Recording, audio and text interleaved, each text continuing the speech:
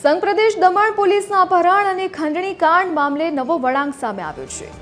ફરિયાદી પક્ષે દમણ પોલીસ પર ગંભીર આક્ષેપો લગાવ્યા છે કે આરોપી પોલીસ કર્મીઓને મદદરૂપ થવા માટે કેસને નબળો પાડવાનો પ્રયાસ થઈ રહ્યો છે। ઓગસ્ટ મહિનામાં ક્રાઇમ બ્રાન્ચના એક પીએસઆઈ સહિત 9 પોલીસ કર્મીઓ સામે 3 પર્યટકોનું અપહરણ કરી લાખોની ખંડણી માંગવાની ફરિયાદ થઈ હતી અને આરોપીઓ હાલ જેલમાં છે।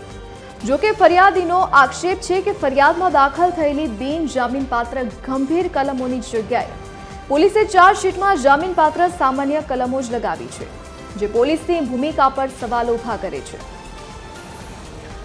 વધુ વિગતો સાથે સંવાદદાતા રીતેશ પટેલ ફોનલાઈન પર જોડાઈ ગયા છે। જે રીતેશ, શું વિગતો સામે આવી છે?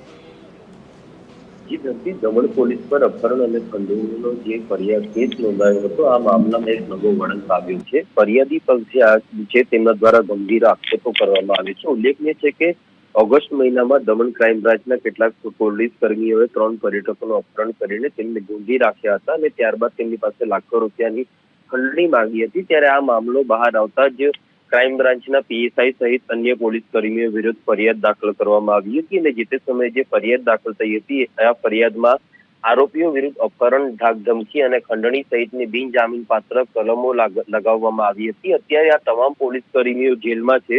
જો કે અચાનક જ જે ચાર્જશીટ ફાઇલ દાખલ કરવામાં આવી છે, આ ચાર્જશીટમાં જામીનપાત્ર સામાન્ય કલમો લગાવી હોવાનો ફરિયાદી પક્ષે આક્ષેપ કર્યો છે।